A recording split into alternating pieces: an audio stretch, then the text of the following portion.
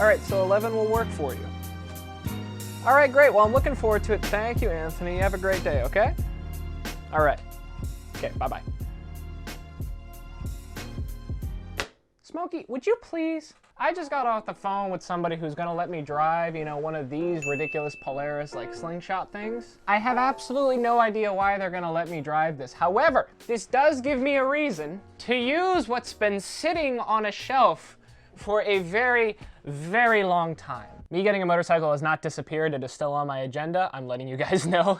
Anyway, tomorrow at 11, I'm going to film. But what this means now is I need to prep to shoot. I've been getting questions a lot more recently. How do you prepare for a documentary? How do you prepare for a shoot? How do you prepare to film these car shots? How do you get these car shots? I'm gonna make some of those videos in the future. However, today you're gonna find out how I prep for a shoot. Let's go.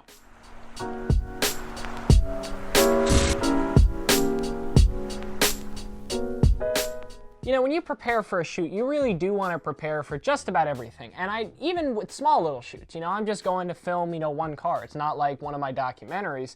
You really do want to prepare for anything that could happen or anything that you really want to happen. First of all, you want to think about what kind of shots you're going to get, and that's going to warrant what camera gear you bring. First thing that comes to my head, this guy is coming with me and it needs a GoPro. I don't have a spare GoPro to use, so I need to source something. I do have an idea. I think I can borrow one for a friend of mine, but something I always do regardless of the shot is I will write down the kind of shots that I want to get, even if, you know, they're just like simple things. Like what we are filming is a Polaris slingshot. So I know off the shit, you know what, forget this big thing. I want my small little. By the way, I'm not just doing this for the video. Like I actually will use this when I go to film. If not, I write it down and I memorize it. So then I go to film, I don't need to look at this. Aerial shots. If I am able to fly my drone in that area, because in Maryland it's so finicky, sometimes you can fly it some places, sometimes you can. It all depends on where DJI lets you take off. Obviously, I'm gonna want some aerial shots. Off the top of my head, I can think of one where here's the building, I'm going to be sweeping over the building.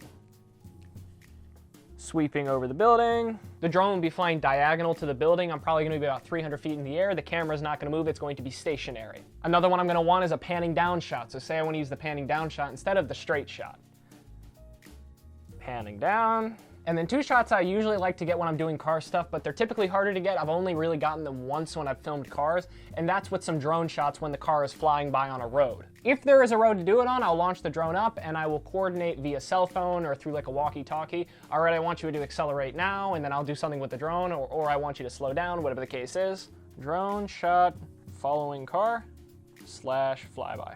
One of the other typical shots I really like that creates an interesting effect is when the lens you're using is zoomed all the way in, so it's kind of like a telephoto view. Something I can compare it to is when you see like one of those shots in movies where like you can see the heat waves like inside the sky and then the car's coming. Those are done on a tripod, so that's one of the shots I want. Obviously you're not going to see the heat waves because it's going to be like 60 degrees tomorrow. This will go under tripod shots, and there's going to be very few of those.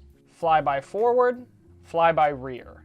So with that kind of shot, the tripod is going to be looking towards the car. So if the camera that is looking at me right now is the car, you're gonna be coming towards me. The other one is vice versa. So the camera's gonna be looking one way and then the car goes past. Now we get to the fun stuff. Gimbal shots. You know, with gimbal shots, I never write down anything I'm gonna do with the gimbal shot. I go to the shoot, I look at what I'm shooting, and just by knowing my own equipment, what kind of image I can get with my current equipment. So with my lens, I know that I can get certain lens effects, and I know that I'll have a certain view of the car with this lens. Sort of like I know what the image is gonna look like all the way zoomed in as opposed to all the way zoomed out. But when I get there, I'll make the decisions on what I wanna get. You know, typically I try to do a new gimbal shot each time I shoot with the gimbal. It doesn't always work out, it doesn't always make the cut. I always like trying new things. One I know that I'm gonna get is kind of like where the gimbal is panning around the back of the car and the Polaris is revving. I kind of wanna get the Polaris like rocking to the side or leaning, you know, just because the engine's revving. But with all the gimbal shots, it really is just experience. So, you know, the more shoots you do, the more comfortable you're gonna feel with the gimbal, the better shots you're gonna be able to get just by nature of practice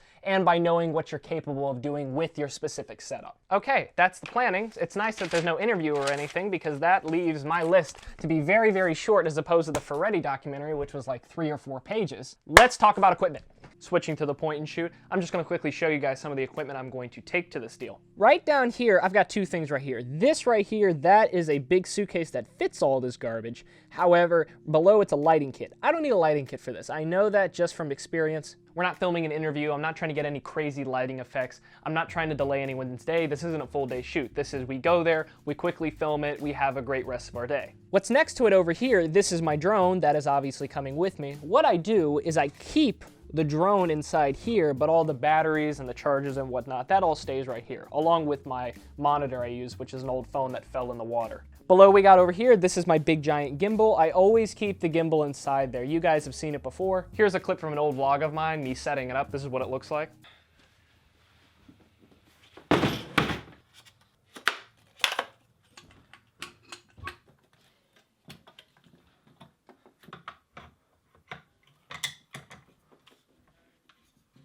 But that's what the thing looks like. Anyway, so now, here are the batteries for the Ronin. I've got 2 of them. It really is, when you're filming a whole day, you want to have 2 batteries. So 1, 2, this one you can tell by the battery it's already charged. That's been charged up. This one has been plugged in, and that one is a full charge as well. Since they're all charged and they're ready to go, what I can do now is I'm going to pack them actually in the case, ready to go shoot. Something I have done in the past is what I'll do is I'll also bring the battery charger, which I did do when I went on the Ferretti documentary, just in case, you know, I needed to charge something or I had some downtime. Didn't need it, and for this I know I'm not going to need it, so there's no point in unplugging all the wiring down there to grab the charger. The only other thing this thing is going to need is all the field monitor stuff. Something that comes with that Ronin is like an actual like big controller like for the DJI thing, so a secondary person can control it. Nobody I know uses that, and I've sure as hell never used it, so this is what it's for. What you're gonna wanna do is I'm gonna take this out. This is the first layer of all the stuff. And where that controller used to go, this is where all my cables and my field monitor goes. And this just happens to perfectly fit in there. Check that out. See, isn't that nice? So that's one major thing done. And the nice thing about having all this stuff organized and nice like this is because, you know, I'm filming this is obviously taking longer to do. But when I'm not filming, I could whip this together in 5 minutes and be ready to walk out the door. That's the nice thing about doing this. The more shoots you go to and the more times you pack these things up repetitively for any shoot that you do, you get better at remembering these things. Like, I mean, I remember the first time I ever shot, check this out. Talk about history. This was like 8 months ago, but first Kazy Cars and Coffee I ever shot, this was the list for it. Like, here was, you know, I taped this up because of the memories. But like you can see right here, like I don't even remember what half of this stuff means. I know the 3-axis gimbal was a big deal. I wanted a time lapse. I don't even know what the hell I wrote. Look at this. This says vice grips. I remember that. For the gimbal I had, you really needed vice grips to tighten it. It was so ghetto. Okay, so this opens up. Then in here we got the batteries. We're gonna check. That's full. Take that out. This is going to go inside its case. That's the wrong way. The second battery, that's full. We're gonna put that in here as well. We are also going to need, this is the controller. We're gonna need this by far. Jesus. This goes down in order to put it away, so do these. And now this is going to go in here like that. Right here, this is space for my charger. I don't need to bring that because I know I'm not gonna need it, so that's gonna stay like that. I've got some extra cables in here, you know, just in case something breaks. There's some little pieces in case something breaks on the drone. There's a charger block in case I need to charge my phone. And when I say phone, I actually need this big ass phone that used to be mine, this field monitor back here, that I'm going to use to be able to see what this does. You would almost think I cut this out to perfectly fit here.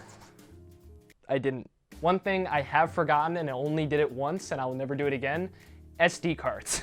Remember your SD cards, for the love of God, remember your damn SD cards. One of the big issues I'm going to face here is I do need another GoPro. I do actually have another GoPro. My parents for Christmas, they got me a GoPro Hero 5, which is awesome, and I love it. The only problem is, with all the equipment I have right now, I can't actually use it, so I still gotta buy a couple mounts for it, and because we're running low on time because the shoot is tomorrow, I need to find another one.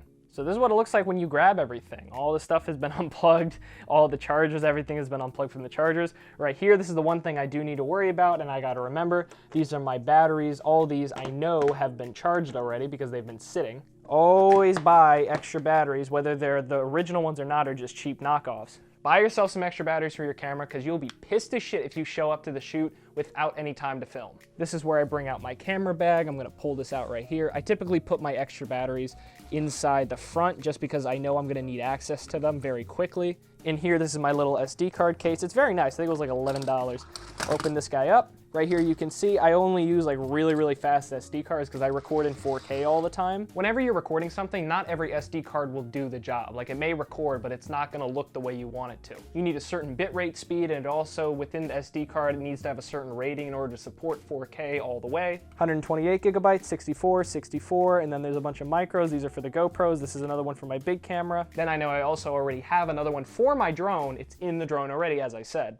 What's next is the GoPros. Here's the 5 I talked about. I can't really use it at the moment. This is my main shooter. I've been using this since day one of doing YouTube stuff on this channel. The camera's gonna go there, the GoPro will go right there, and any other audio equipment's gonna go right there. And this is when I switched to shitty audio of this camera. I'm sorry guys, I had to do it. The reason is because now I gotta pack up the audio and the video equipment. I was just using this microphone to record myself. This is a Zoom H1 with a cheap lapel microphone I got off Amazon, works really well. Always check the battery. So I'm gonna turn this guy on and I'm gonna look.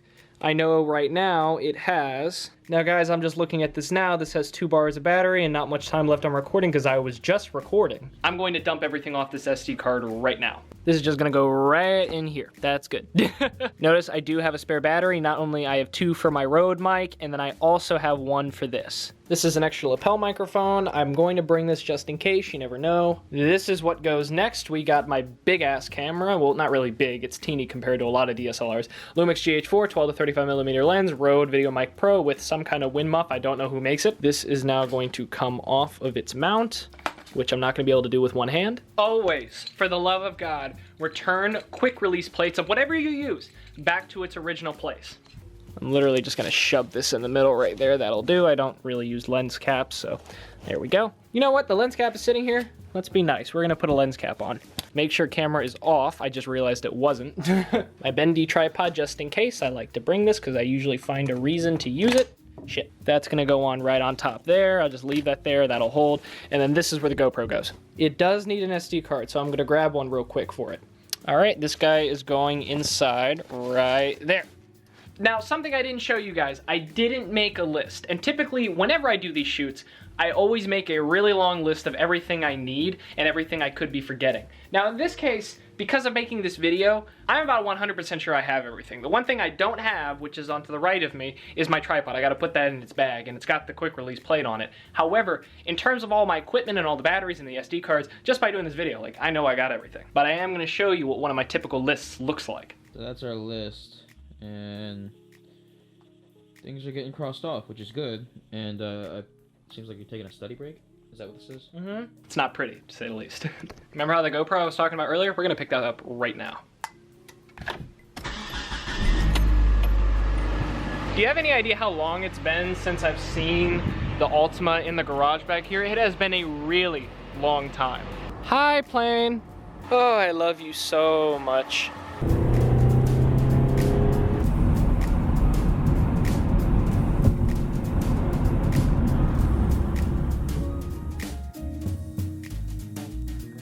All right, we at my man's house. GoPro acquired. And just like that, we are ready for the shoot tomorrow.